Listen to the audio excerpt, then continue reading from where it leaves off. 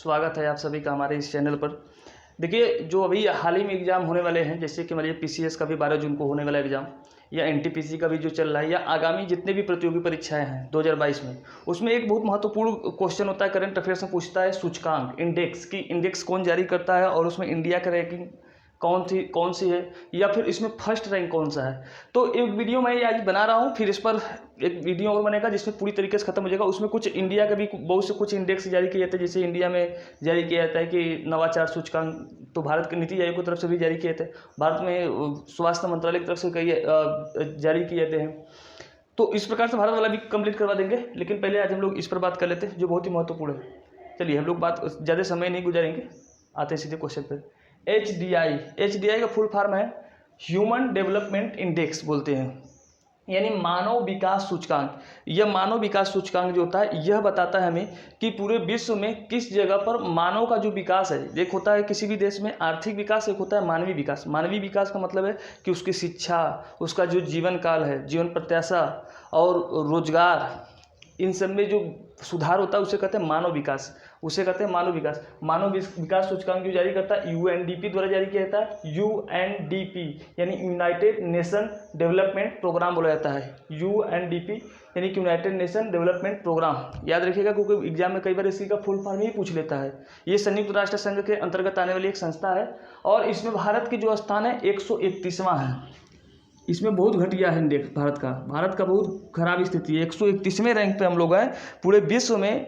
मानव विकास सूचकांक मामले में हम लोग 131वें रैंक पे हैं। न तो यहाँ पर ठीक से ये सूचकांक हमें बताती है कि भारत की स्थिति यहाँ पर न तो शिक्षा व्यवस्था अच्छी है, न यहाँ पर लोगों को रोजगार अच्छा है, न लोगों को यहाँ पर जीवन जीने की जो प्रत्याशा है, मान लो हालांकि वो तो 69 है, ठीक है, फिर भी कि यहाँ पर एक व्यक्ति औसतन 69 साल जीता है, ये तो ठीक है, लेकिन शिक्षा, स्वास्थ्य, इस सब की स्थिति यहाँ पर क्या है, बहुत ही खराब है। ये हमें बताता है। इसमें पहले स्थान पर जो आता है नार्वे। आप नार्वे जानते हो कि नार्वे एक ऐसा देश है कि जहाँ पर पुरुषों से ज़्यादा महिलाओं की जनसंख्या है, और यहाँ पर मध्य रात्रि को क्या होता है, सूर्य निकलता है, तो मध्य रात्रि के देश नार्वे को ही कहते हैं।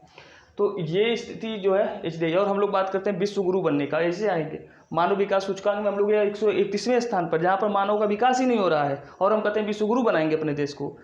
ये तो हालत है हमारे देश में कि कहिए से, मतलब कई सालों से वही 130, 129, 131, इसमें उछाल हम लोग मार ही नहीं रहे हैं, और यहाँ पर बातें बहुत बड़ी बड़ी की जा रही है। फिर आगे विश्व खुशहाली सूचकांक होता है, वर्ल्ड हैप्पीनेस इंडेक्स जिसे बोला जाता है, वर्ल्ड हैप्पीनेस इंडेक्स। इसे जो जारी करता है वो जारी करता है संयुक्त राष्ट्र संघ। यूनाइटेड नेशन मतलब संयुक्त राष्ट्र संघ। बहुत बार क्वेश्चन इसमें से ये पूछा जाता है कि विश्व खुशहाली रिपोर्ट जो है वो इंडेक्स जो है वो कौन जारी करता है, तो संयुक्त राष्ट्र संघ। इसमें भारत की जो स्थिति है कितनी है, 136वीं है। कितनी है, 136वीं। कितने में से, 149 में से हम लोग 136वें हैं। 149 देशों पर रैंकिंग निकाली जाती है हैप्पीनेस में, और हम लोग 136वें पे हैं। मतलब एकदम घटिया स्थिति हमारी है, एकदम गरीबों वाली स्थिति हमारी है। 149 में 136, और इसमें फिनलैंड क्या है, पहले स्थान पे है। फिनलैंड खुशहाली, मतलब कि सबसे खुशहाल देश अगर कोई है तो वो कौन है, फिनलैंड है, और हमारा भारत 136वें पे है। और फिर भी हम लोग अपने देश में कहेंगे कि भारत एक समृद्ध राष्ट्र बन रहा है। हर एक इंडेक्स में हम लोग पीछे हैं, सिर्फ अपने मुंह से हम लोग यहाँ पर बड़ाई करते रहते हैं। पूरे वर्ल्ड लेवल पे ये सब, जैसे कि कोई देश, जैसे विकसित देश है या कोई भी देश है, तो जब पर्यटन के लिए जाते हैं तो पहले उस देश का इंडेक्स देख लेते हैं कि इस इंडेक्स में चौथे पे, इस इंडेक्स में चौथे, इस इंडेक्स पे कौन से नंबर पे है। तो उसमें अपने भारत का जब सब जगह देख लेते हैं, विकास वाले में भी 131वें पे है, खुशहाली में भी देख लेते हैं इतना नीचे है, तो कहते हैं कि यहाँ पर घूमने में मज़ा नहीं आएगा, क्योंकि पता चल जाता है ना कि कहाँ पर अच्छा होगा कहाँ पर नहीं होगा।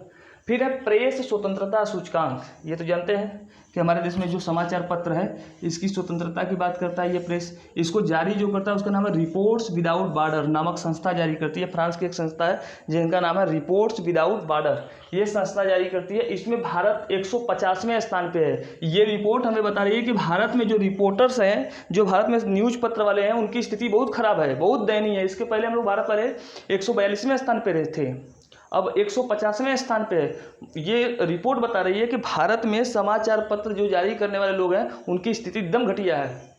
या तो वो सरकार के एकदम चमचे बन के रह गए हैं, या फिर कोई अगर निष्पक्ष है तो वो ठीक से बोल नहीं पा रहा है निष्पक्ष रूप से। ये रिपोर्ट हमें बताती है, मतलब भारत में बहुत खराब स्थिति है। तो वर्ल्ड प्रेस इंडेक्स याद रखिएगा कि रिपोर्ट्स विदाउट बॉर्डर भारत 150 में, और सबसे अच्छा देश अगर समाचार पत्रों के लिए है तो कौन है?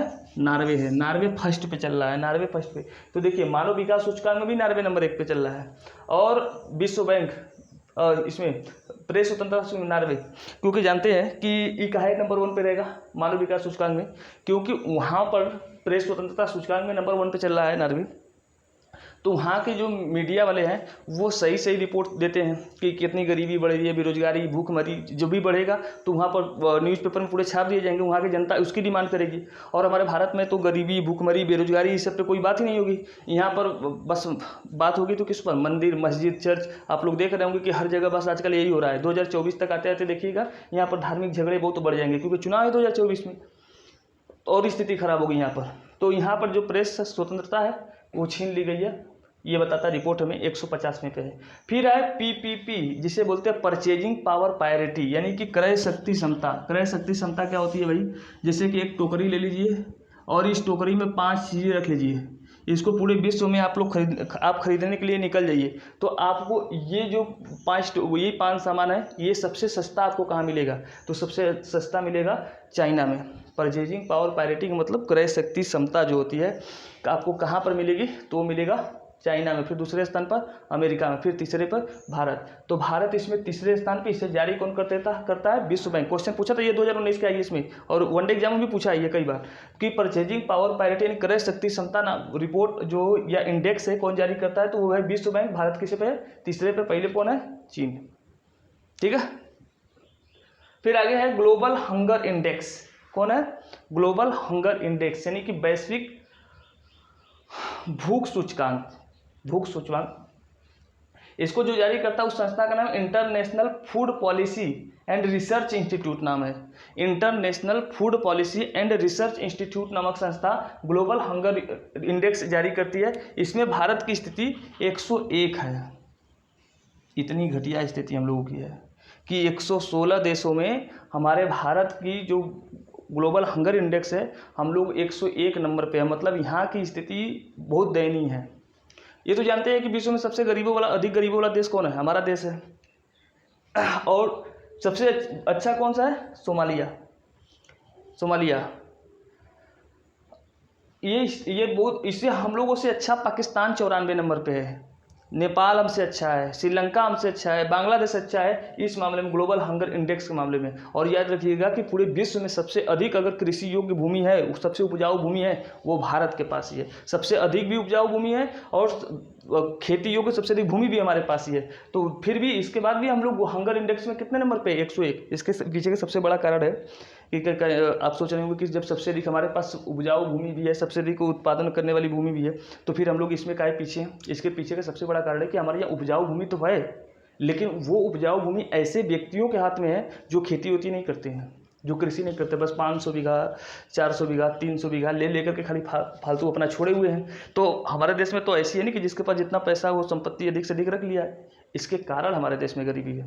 ये नहीं कि हमारा भारत गरीब है, भारत गरीब नहीं है। यहाँ पर संपत्ति गलत व्यक्ति के हाथ में, क्योंकि आगे हम देखेंगे, आगे बताएंगे। क्योंकि हाल ही में एक रिपोर्ट आया था, वैश्विक असमानता रिपोर्ट आया था। उस रिपोर्ट में ये बताया गया था कि भारत में 10% व्यक्ति के पास देश की 57% संपत्ति है। अभी हाल ही में बहुत तेज़ी से 2020 से 21 से 22 के दौरान में करोड़पतियों की संख्या बहुत तेज़ी से बढ़ी है। जो जो यहाँ अमीर थे उनकी संपत्ति में बहुत तेज़ी से इजाफा हुआ है। अभी हाल ही में रिपोर्ट आया था।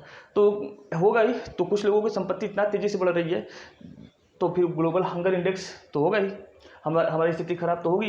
101 नंबर पे हम चले गए हैं, 94 नंबर से 101 नंबर पे आ गए। फिर भ्रष्टाचार सूचकांक, भ्रष्टाचार में तुम्हारा भारत नंबर 1 पे रहेगा। नंबर 1 पे नहीं है, लेकिन फिर भी हमारी स्थिति ठीक है, कुछ ठीक है। भ्रष्टाचार सूचकांक ये जो जारी करती है उस संस्था का नाम है ट्रांसपेरेंसी इंटरनेशनल। कौन जारी करता है? ट्रांसपेरेंसी इंटरनेशनल, यानी वर्ल्ड करप्शन इंडेक्स बोलते हैं, वैश्विक भ्रष्टाचार सूचकांक। इसमें जो भारत की स्थिति है कितनी है? 85 है, यानी कि 85वां रैंक है। और पहले स्थान पे कहाँ है? डेनमार्क। अब ये मत सोचिए डेनमार्क सबसे अधिक भ्रष्टाचार है।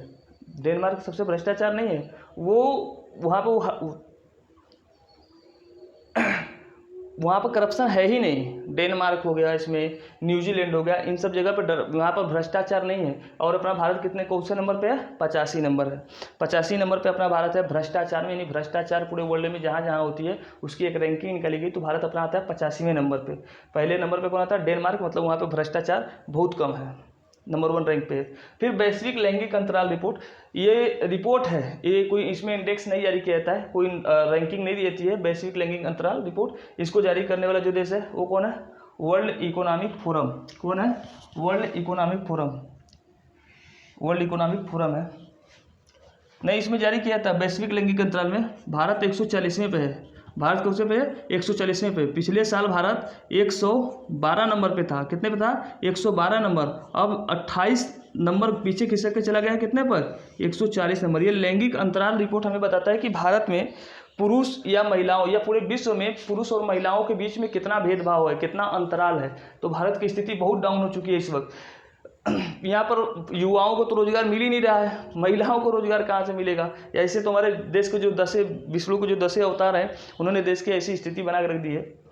तो इसलिए यहाँ पर जो लैंगिक अंतराल है और अधिक बढ़ गया है, और अधिक महिलाओं की स्थिति बहुत खराब हुई है। अभी एक नया रिपोर्ट आया था जो मैंने बताया था, उस रिपोर्ट में बताया गया था संपत्ति को लेकर कि सबसे अधिक उनकी संपत्ति बढ़ी है 10% व्यक्तियों के पास, और उसके बाद महिलाओं की स्थिति बहुत खराब हुई है, रोजगार नहीं मिला है।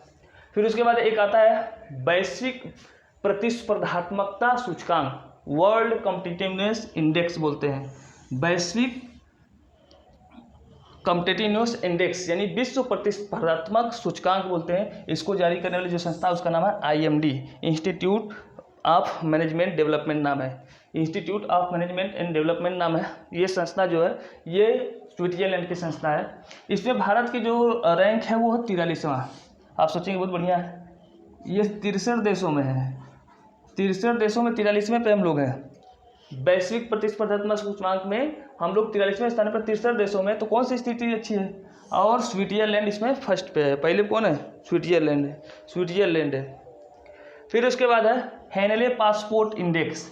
हेनले पासपोर्ट इंडेक्स जो है ये 2022 में जारी किया गया। इसके माध्यम से इसको जो जारी करता है संस्था उसका नाम है हेनले। उस संस्था का नाम क्या है? हेनले। इसने जारी किया कि किस देश का जो पासपोर्ट है कितनी शक्तिशाली है। पासपोर्ट समझते हैं ना कि जैसे कि आपको किसी देश में जाना है तो आप यहाँ से एक भेजेंगे, आप अपना भेजेंगे कि भाई हम आपके यहाँ आना चाहते हैं, तो अगर उसने एक्सेप्ट कर लिया तो वो आपको वीज़ा भेजेगा, तो उसे वीज़ा कहते हैं। हमने जो जैसे मान लीजिए आपको समझा रहे हैं, बहुत लोगों को नहीं समझ आता है। जैसे एक देश है, यहाँ हमारा देश है, हमने यहाँ से हम यहाँ जाना चाहते हैं तो हम अपना यहाँ से एक पासपोर्ट भेजेंगे। पासपोर्ट का मतलब है कि अपनी पहचान पत्र भेजेंगे कि हम आपके यहाँ आने चाहते हैं। तो यहाँ पर जब भेजेंगे तो यहाँ के व्यक्ति ने अगर एक्सेप्ट कर लिया तो वो हमें एक प्रकार से रिसीविंग भेजेगा कि ठीक है आप आ सकते हैं, एक परमिशन दे देगा, तो उसे कहते हैं वीज़ा। उसे क्या कहते हैं? वीज़ा। तो वो जो वीज़ा सबसे अधिक कि अगर आप किस देश का पासपोर्ट भेजेंगे तो वीज़ा सबसे अधिक एक्सेप्ट हो जाएगा, तो उसमें सबसे नंबर 1 पे चल रहा है सिंगापुर और जापान। सिंगापुर और जापान संयुक्त रूप से नंबर 1 पे है। अगर इन देशों का अगर आपके पास पासपोर्ट है तो आप 192 देशों में आप आराम से घूम फिर सकते हैं, आराम से जाकर वहाँ पे काम धंधा कर सकते हैं, क्योंकि इसमें नंबर 1 पे चले 192 देशों का इनको मान्यता प्राप्त है। और अपना भारत 83वें रैंक पे है। इसमें कितने पे है? 83वें रैंक पे है। अपना भारत भी लगभग 50 देशों के आसपास में इसको भी अनुस्वीकृति मिल जाती है। तो कौन से देश होंगे इसमें?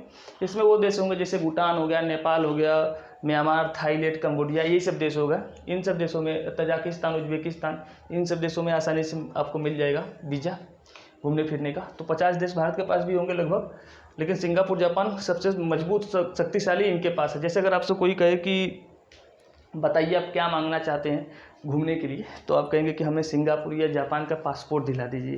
तो जैसे होता है ना, लोग भगवान प्रकट होकर कहते हैं मांगिए आपको क्या चाहिए, तो आप मांग लीजिएगा कि हमें जापान और सिंगापुर का पासपोर्ट दे दीजिए। नंबर 1 पे चल रहे हैं। फिर cyber security index. Cyber security index में हमारे देश की स्थिति बहुत सुधरी है। साइबर सिक्योरिटी इंडेक्स मतलब होता है कि जो इंटरनेट के माध्यम से, यानी कि जब इंटरनेट के माध्यम से जब कोई आप पर हमला करे उसे कहते हैं साइबर अटैक कहा जाता है। साइबर अटैक मतलब आपके मोबाइल पर, आपके कंप्यूटर पर आक्रमण कोई करता है तो उसे कहते हैं साइबर अटैक। और उससे बचाने के लिए जो सुरक्षा अपनाई जाती है उसे कहते हैं साइबर सिक्योरिटी। तो साइबर सिक्योरिटी के मामले में अपने भारत की स्थिति बहुत अच्छी हुई है। पहले 37वें नंबर पे थी, 37वें नंबर थी, अब हम लोग आ गए हैं कितने नंबर पे, 10 नंबर पे। तो इसमें हमारे जो विष्णु के 10 अवतार हैं मोदी जी, इन्होंने काम तो इसमें अच्छा किया है।